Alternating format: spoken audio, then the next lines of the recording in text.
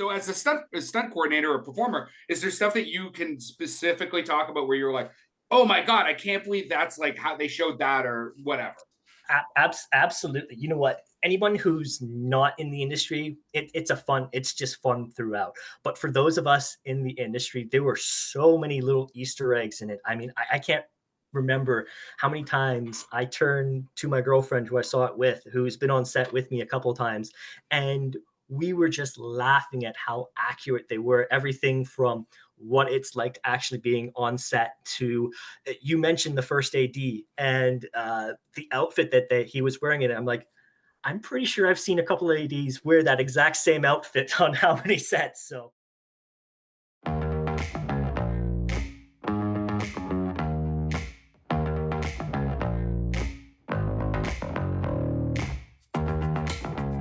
We ain't got time for an intro because this is all about action, baby. We're talking movies. We're talking The Fall Guy, starring Ryan Gosling, Emily Bunt, and Aaron Taylor Johnson. Written by Drew Pearce and based on the TV show by Glenn A. Larson. The film was directed by David Leitch. Kris, why does no one ever want to talk to the drug dealer? It was like a sushi train in there, if you know what I mean.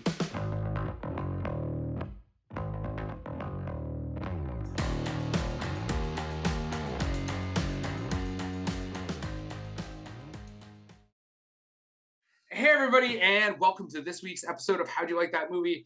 We are super excited. We've got Scott Milton on. He's a British-born stunt coordinator and performer with over 50 credits to his name. And we're going to be talking about the recent release, The Fall Guy. Scott, welcome to the show, man. I wish everyone would introduce me that way. That was awesome. Thanks for that. You're like, and cut, we're done. So yeah, as you know, this is our shameless self-promotion section of the show. So it's time for you to shamelessly self-promote. Oh, geez. Well, I actually started off in film and TV. I was really young when my parents kind of threw me into it. I went through the whole commercial, television, all that audition process growing up as a teenager.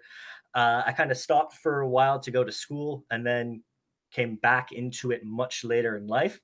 Um, I started doing stunts as a performer. I think my first one was 2015, 2016, something like that.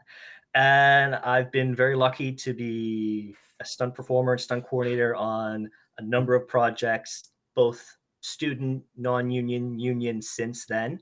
Um, Also, when I'm not doing that, I also work as a medic in the film and TV industry as well. I'm a certified emergency medical responder.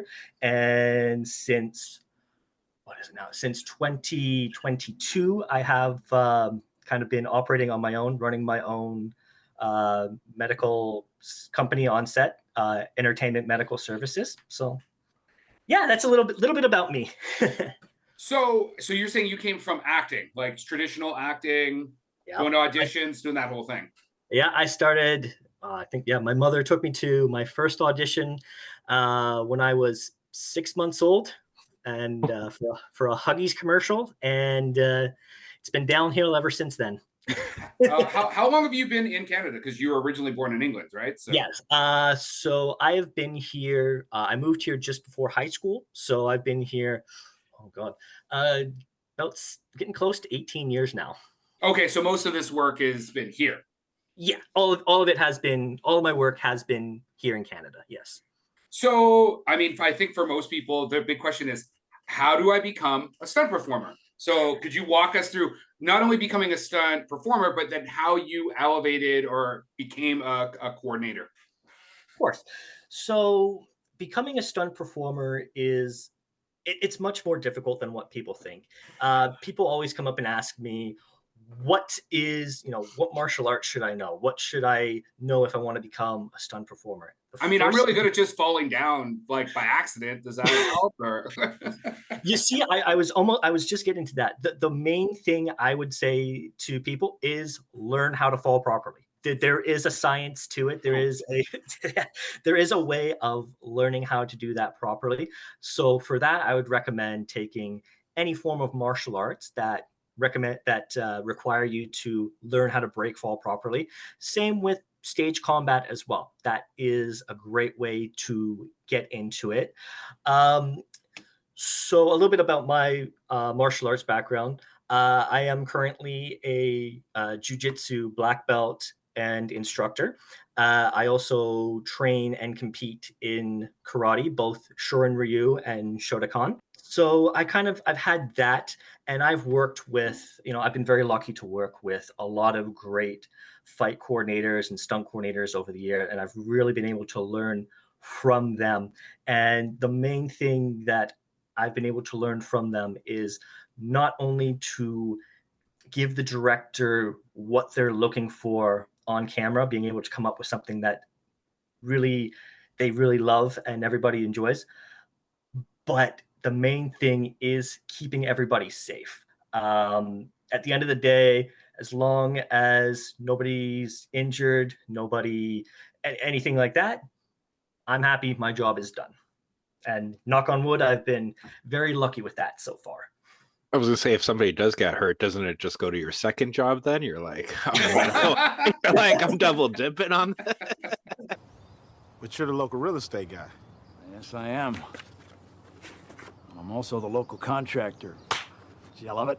I when people ask me to introduce myself, I always say, I break people apart and then put them back together for a living. But no, usually in that situation, the medical side of it does help, but that's where I will always have another medic or a nurse come in with me on the day, just so my focus can remain on the stunts and keeping everybody safe. And then if anything else happens to, God forbid, the cast or the crew, they're there to take care of that, and I can focus on keeping everybody safe on camera. So, but how did you actually get that? Like, so you've got that, this martial arts training, you know how to fall down. Yeah. How do you convince someone to let you, first off, be a stunt performer? So obviously you need a stunt coordinator to hire you. And then how do you convince people to be like, yeah, you know what? I got this. I'm going to come on your film and be responsible for all the violence that happens. It's very much a business of who you know. There are some programs out here. I know, especially in the GTA, that have they train certain stunt performers, and certain stunt performers and stunt coordinators are there training themselves because we train constantly ourselves to keep up to date. So that if you want to get picked up and identified as a stunt performer, those are kind of the places where you want to be. You want to be able to, they want to see that if they bring you on, you're not going to screw them out of a job here. So somewhere like that, it's also those are also great places to build up your reel. So stunt coordinators will look at your reel and say, okay, this person has what or knows what I'm kind of looking for. Maybe I will give them a chance. And then that's kind of how, for me, that's kind of how I got my start. Someone was very nice enough to give me a chance and continue working with them throughout the years. And that's where I started. So are you talking, have you been to places like Rapier Wit in Toronto? Yeah, I did study it. I did a course there at Rapier Wit for first stunt on film and television. Yep. Is there any other places that you recommend, just off the top of your head? Off the top of my head, you've probably heard this name thrown around a million times as well. It's in Toronto as well. A lot of stunt performers are there constantly. Sometimes there are some coordinators there. Monkey Vault is fantastic. Gyros out in Gyros is also another fantastic place. There's some great coordinators and performers there. So yeah. Do you have any? And then I'm sure Scott's going to ask you some questions. Crazy story. You got to have at least one crazy story, considering what you do for a living. You don't have to say the show. You don't have to say the Yeah, show. no. I think the craziest story was actually one of the auditions that I went on once for a certain project. We got there. I got there, and there was about, including myself, 40 stunt performers there, and the entire day was, okay, pick a partner. You have X amount of time to block, choreograph, and perform a fight scene. Go. Okay. So with that same partner, you have X amount of time to block, choreograph, and show us a fight scene with weapons. Go. And then the last one of the day was we had to go up and we had to do a high fall into a crash mat, probably, it was probably 12, 15 feet, nothing too drastic, but that was it. And I was lucky enough to be one of the, I think there was 7 or 8 of us actually selected for that production. And we had no idea what it was for. They wouldn't tell us until we were selected. And then the first day of rehearsal, they come on and say, congratulations, you're now going to be performing stunts for Star Wars Battlefront 2. Oh, wow. Commercial. So yeah. That's awesome. Yeah. Now, has there ever been something that, like, script wise or ever, like, you're just like, no, this can't be done, right? Because in the imagination, somebody writing, it's super easy, right? But has there ever been anything that you're like, this is way too dangerous? Or Yeah, you do get that every now and again. I always say to people, what is written on paper and what you see in your head actually happening are 2 completely different things. So let's get that ironed out right at the beginning before we actually start this. But yeah, I mean, sometimes there are directors who have it in their heads that, this project is going to be the next Hollywood blockbuster or whatever, and they want this, and this, not understanding what all the work that actually goes into preparing that and bringing in the right people for that, so nobody gets hurt and everybody stays safe. And of course, a big thing in the stunt world, cost. So they don't realize how much everything actually costs to put together. So yeah. Fantastic. Scott, you got anything else before we jump into the film? Or either of you Scotts, do you guys have anything else you want to say before we jump into the film? Oh, I was gonna say I got one. So since you got the martial arts background, can you settle a debate me and Kris have, since you're a stunt performer as well? So in Once Upon a Time in Hollywood, would Brad Pitt really beat up Bruce Lee? Like, would the stunt performer really It's not Brad Pitt though. It's not Brad Pitt that's doing it. I don't remember his name. Or, like, would a stunt performer really beat up Bruce Lee, or would It's Cliff Booth? It's Cliff Booth. And he was, you forget, hold on. If you read the novel, you know that Cliff Booth was a combat veteran who was like special forces in Asia. So he's not fucking around. Like, that fighting stance he takes, he's not fucking around with Bruce Lee. He's ready to kill him. So anyway, you can answer now, Scott.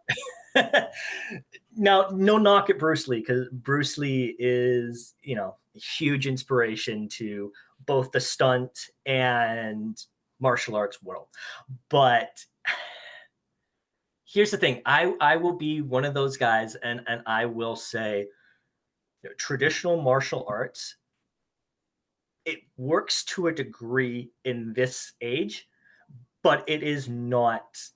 It was developed long ago, and a lot of the stuff that's in traditional martial arts will not work today. I'm not saying all of it doesn't work or there's not a purpose to it, but in today's world, unless the art has kind of grown and evolved with the times, it's not necessarily as effective today as it was back when it was developed. So in that situation, the combat training, the real life combat training would surpass Bruce Lee there. So that blew up Bruce. In your face, didn't it, Scotty boy? Woo! Fucking Sorry, show over. Kris, Like he could put the phone down. He can stop sending the e-transfer. Like, All right, I think that's a great way to let's get into the Fall Guy. Scott, you want to go into this let's get into this film. Let's fucking go. What can I say about that movie? You know what? It did its job. It was a love letter to stunt performers and stunt coordinators and everybody who does stunts in the industry. And it did its job very well. It was, for me, I watched it and I was grinning like an idiot from beginning to end. I loved it. I thought it was fantastic. Do you think there's any stuff that you're picking up? I mean, I'm assuming there is, but like, do you think is there anything on the top of your head that you figure you picked up? Because even just myself, as being a filmmaker, there was stuff like the AD running around and stuff. I'm like, oh man, like there's all this like levels to it, like an onion or an ogre. So as a stunt coordinator or performer, is there stuff that you can specifically talk about where you're like, oh my God, I can't believe that's like how they showed that or whatever? Absolutely. You know what? Anyone who's not in the industry, it's just fun throughout.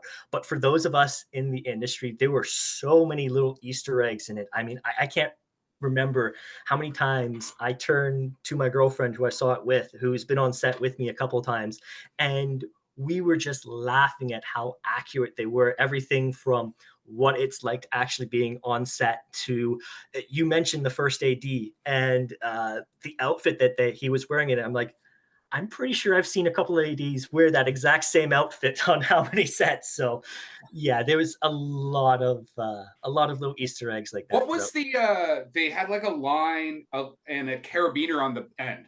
And in the big fight scene at the end, they're like whipping it around and stuff. Is that just like a tie off? Yeah. Oh, yeah. Wow. I thought it was gonna be something cool. No, no. They, you know what? From what I could see with it, that's what it was. But there are others who, you know, might have gotten a better look at it, who'd be able to go into it more than I can. But yeah. Scotty, what was your thoughts on the film? Did you like it or what? I enjoyed it a lot. And You went with your son, right? no, I actually went with my daughters. Whoa! Fucking Ryan Gosling's in it. Of course, the daughters are gonna go, right? But yeah, no, I really liked it, and like from beginning to end, like, and I know Kris is gonna make fun of me, but this is really like the kind of movie fucking a theater like cinema was made for. Like this was made for the big screen, whether it, like sound effects, everything. It was like to me, it was, I'm not gonna say the perfect movie, but like I love the shit out of it, and I'm jealous that fucking Ryan Gosling now is gonna be like all over Halloween, because you're either gonna be Ken or you're gonna be rocking that fucking Miami Vice jacket, and that's pretty much Halloween this year. Colt Seavers meets Barbie. You could be the like action-packed stunt Ken is what he's really gonna be. You could like bring them together, have like a synergy. He's Ken enough. That's right. He's Ken enough, and he's tough enough. You know, I was dreading having to go watch this movie. Scott and I were at Shockstock, and I was tired. I had been doing a lot of drinking and yada yada, doing the things I do. And I went to this movie with a friend of mine, like I said, dragging myself to the movie theater. So I am so happy. It was exciting. It was action-packed. I mean, it does wear a little thin at the end. It's got a 126-minute runtime. Probably could have been under 2 hours. But I mean, the Easter eggs, the end of credit scenes, I don't want to give away too many spoilers or anything like that. But definitely sit and watch those credits. That was very cool.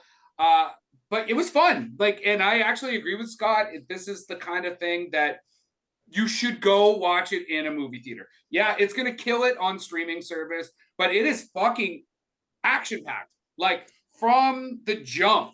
And yeah, it's also like a bit of a romantic comedy or romantic dramedy or whatever romantic action movie gets put to renaction. I think you can watch it with your friends. You can watch it alone. You can watch it with your partner. Watch it with your grandma. You know, whatever. Go watch this movie in the theater. Because again, I think it was such a good time, other than a slightly long runtime. Well, I think that like with the runtime, that was kind of like a gag they had in the beginning because they from the beginning of this movie, like once they're on set, they keep on talking about the problems with Act 3, right? Yes. And they couldn't Yes. figure out Yeah, how to yeah, get yeah, out yeah. of Act 3. And then they even had that like reference where they're like, well, you could have the one character just give exposition and talk, and then you see that happening with Ryan Gosling and thing, right? So I'm like that's why I enjoyed the little like tidbits that they had. I'm like they put in the details in the writing in the film, like even the little nod to fucking the $6 million man, like that they had, where they had the fucking like, which I think now with inflation, like he would be like a $6 billion man, $6 trillion man to actually like make it. Well, and listen, I'm assuming you also know this, that Lee Majors and Heather Thomas were the stars of the original show in the 80s, right? Yeah. Okay, But, just because I heard but lots of people talking about like the $1 Million Man. I'm like, yeah, but he's also the original Fall Guy. but that's the thing. I don't think they were able to really throw in anything to nod him for that, right? But people know him for that sound, right? You hear that sound and you're imagining him fucking slow-mo jump wherever the fuck he's slow-mo Sure. jumping. I mean, they do a cover of the original, the unknown Stuntman theme song in the film. So that's also a nod directly to the TV show.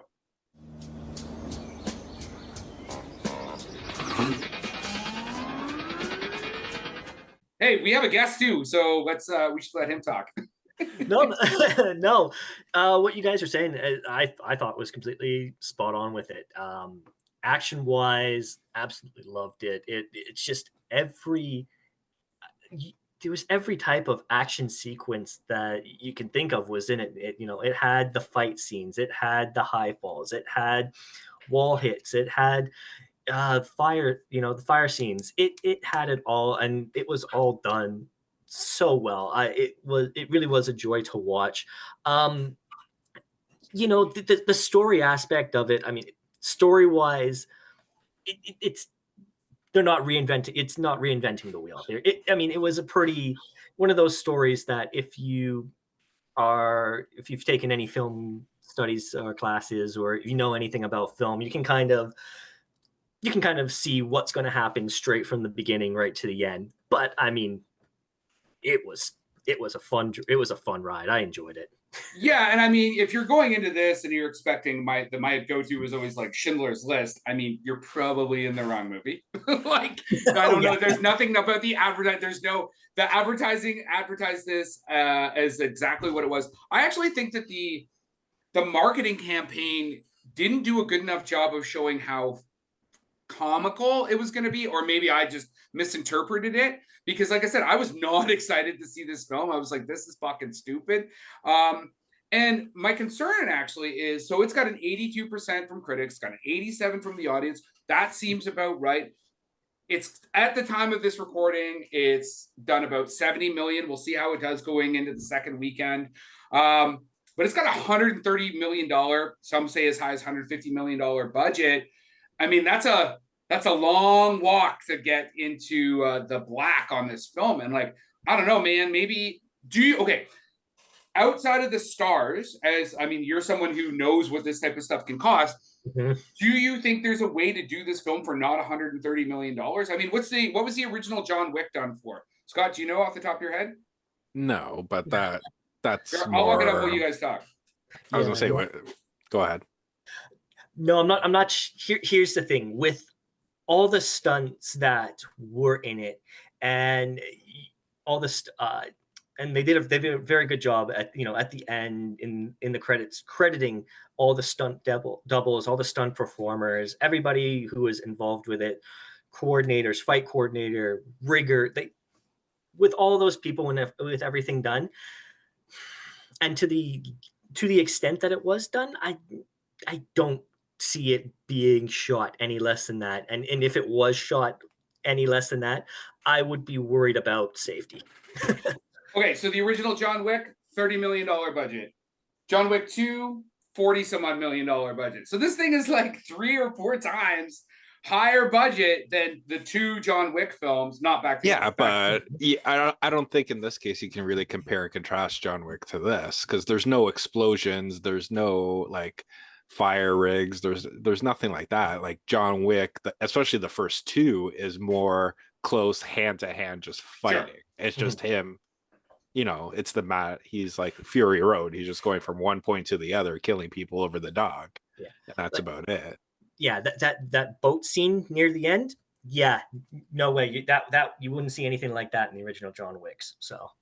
Yeah, and obviously the reason I go to John Wick is because David Leitch is him and Chad Stahelski are the original co-directors of John Wick, and because after watching this film, I've been binge watching John Wick just to see like amazing practical fight choreography going down. You know what I mean? Mm-hmm. I mean, so David did John Wick, which is dope. Obviously, Atomic Blonde, Deadpool 2, Fast and Furious, Hobbs and Shaw, Bullet Train. I mean, although, have you guys seen his work in, he wrote and stars in Confessions of an Action Star. You can find it on YouTube. Have either of you guys seen this thing? I have not, no. Okay, so anybody listening, Google Confessions of an Action Star, David Leitch. It is on YouTube. It's basically like a mockumentary where David plays like a Jean-Claude Van Damme kind of character, which is, he actually body doubled for Jean-Claude and for Brad Pitt. So it's kind of cool how you brought that in there, Scott. I've watched a little bit of it. As soon as I've done this show, I'm going to finish watching it. It's fucking hilarious. Like, the cast of people in this is like Carrie Ann Moss. I mean, there's a ton of people. I don't want to start just reading it off the Wikipedia, but like, there's a ton. Ben Stiller's in it. Like, all these people doing like cameos, and it's hilarious. So definitely check that out. That's Confessions of an Action Star. Okay. Yeah. Check it out. Yeah. Do you guys think it'll make this thing's going to make its money back or what? I do. I think this one has, I know, like I think it has the legs. I think word of mouth is going to help. Like, I don't think it's going to be like, it's going to be hard to be number 1, especially with Apes opening again. But like, fucking think Those of Wonka, damn right? stinking apes. Right, like who thought Wonka had legs, and that thing was in theaters for forever, right? And it made like so much money, like undeservedly. Like, I can say I am one of the few people who I did not see that one at all. So I have not seen Wonka either. Scott did though; he loved it. I've seen it like 5 times. Fuck you.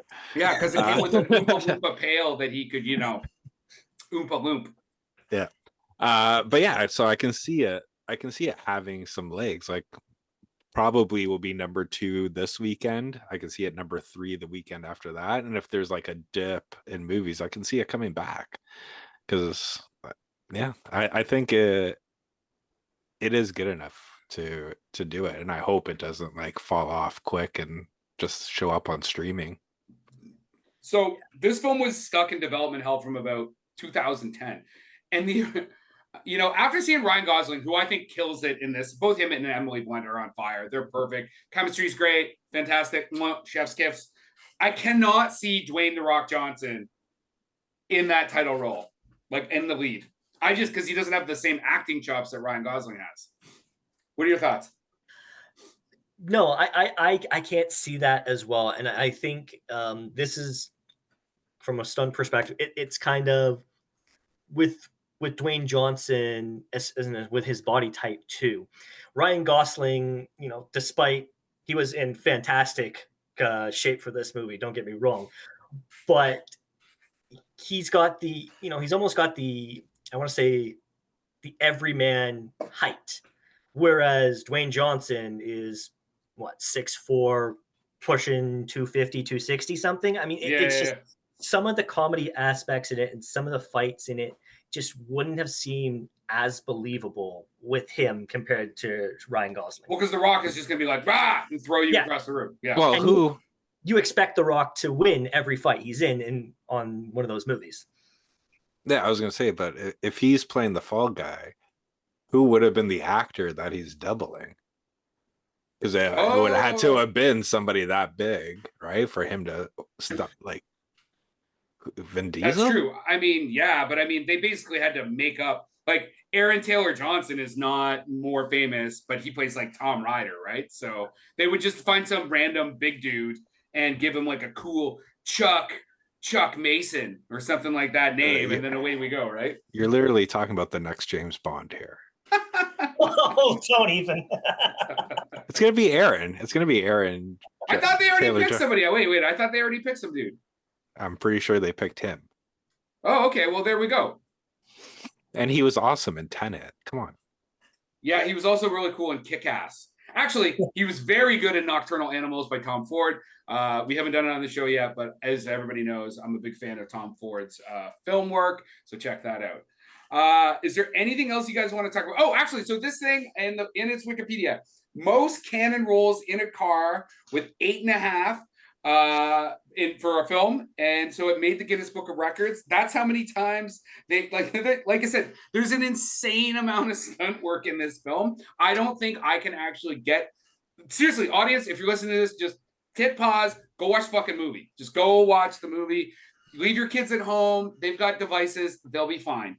No, you know what? This is one of those movies. Like I was saying after, it's one of those movies that, as a parent, even, I mean, I would feel more than comfortable taking children to. I mean, there wasn't really anything in that movie that I would objectify as a parent. I mean, it's what, PG-13, and I can honestly say it didn't even use its one F-bomb in it. So yeah, and the violence specifically is kind of like overly Hollywood violence, right? Oh, yeah. So Yeah, but it's just Jean-Claude, man. And attack. Yeah, man, like I said, I think I've said my piece on this. I've been finishing our show with my quotes, so I want to make sure you guys have said everything you want about this film. Give whatever shout outs you're going to do before we finish up here. Okay, Go ahead, Mr. Milton. Go ahead. I really, you know what, this is one of those films where all of the praise that all the stunt performers, everyone who is on that stunt crew is getting in it, they 100% deserve it. It really was showing the importance of having a good stunt team on a production, and what having those stunt performers and crew, what it can really do to elevate a film. And you know, there was a line in there that I've heard it before, but it really it kicks me in the groin every time I hear it. Was I can't remember where it was. I think it was in one of the beginning scenes, and there's one guy who asks Ryan Gosling, "Is there an award for stunts?" Oh, an Oscar for stunts. An Oscar for stunts. Yeah. Which, no, there. You know what? To this day, we still don't have that, but hopefully soon. Because if there's any reason, really, in modern time, in today's day, for it to be a category, this is the film for that to be a real push for that. Well, that is actually a perfect segue into my quote to finish off the show. Peter Tavares, ABC News. Ryan Gosling, he and Emily Blunt are rom-com hotties to die for. Knocks it out of the park in this insanely entertaining love letter to Hollywood's unsung action heroes, stunt performers. Listen up, Academy. An Oscar category for stunts is way overdue. And that is our wrap for the day. Please like and subscribe to this podcast. Tell your friends. If you want to get a hold of us, reach us at the www.howdyoulikethatmovie.com.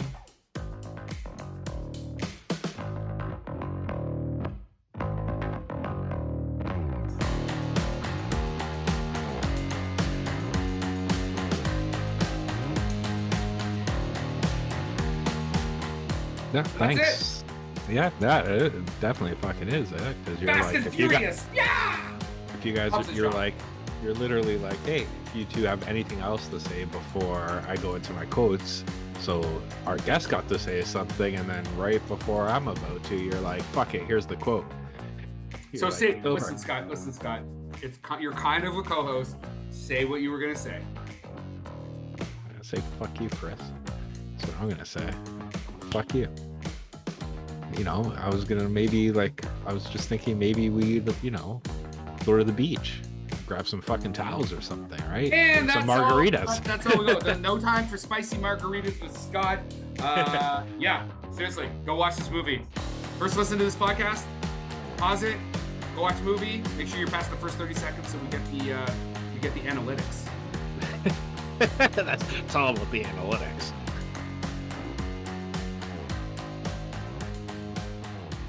Production by Rod Shaver, Vader Monkey Productions.